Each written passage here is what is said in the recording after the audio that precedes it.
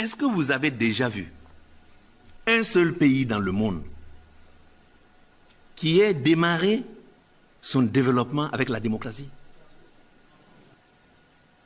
Les États-Unis d'Amérique. Qu'est-ce qui a fait le développement des États-Unis d'Amérique? C'est l'esclavage. C'est l'esclavage. Et les États-Unis d'Amérique, non seulement c'est l'esclavage des Noirs, mais aussi ils ont assassiné les Indiens pour récupérer toutes leurs terres. Ça, c'est la démocratie. On l'oublie trop souvent, mais la démocratie grecque, ce n'est pas une assemblée de gens très gentils qui sont là pour papoter, ce sont des guerriers.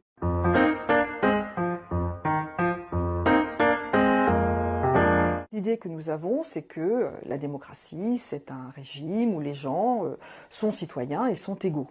En fait, cette définition-là, c'est une définition qui date de la Révolution française, ou qui date peut-être de Jean-Jacques Rousseau. Mais à Athènes, la démocratie était tout sauf une démocratie égalitaire. Il n'y a que 20%, grosso modo, des habitants d'Athènes qui étaient citoyens. On était citoyens quand, au moins sur plusieurs générations, nos parents étaient citoyens. Donc en fait, la citoyenneté était liée au sang. Les métèques, c'est-à-dire les étrangers qui vivaient là depuis peut-être des générations, mais qui n'avaient pas eu d'ancêtres citoyens, ne pouvaient pas être citoyens.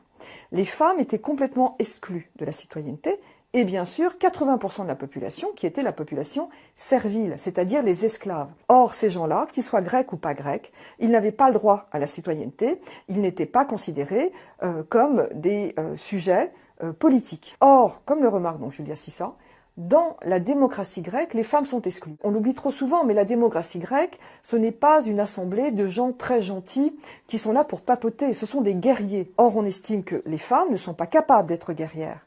Donc, les citoyens sont non seulement des gens dont les parents sont des citoyens, mais aussi des gens qui vont devoir se battre pour la démocratie. Donc on voit que la démocratie athénienne est une démocratie très élitiste, machiste.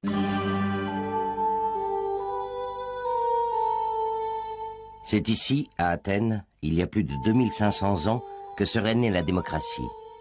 Mais le régime politique d'Athènes au temps de Périclès était-il vraiment le gouvernement du peuple, par le peuple et pour le peuple? Certes, cette démocratie athénienne, c'est une invention formidable. Et d'ailleurs, encore aujourd'hui, évidemment, on s'en réclame. Il n'y a qu'à voir, ici, nous sommes donc à l'Assemblée nationale.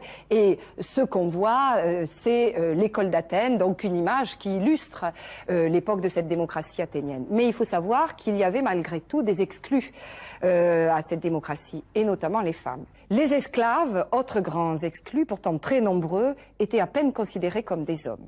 Donc, n'avaient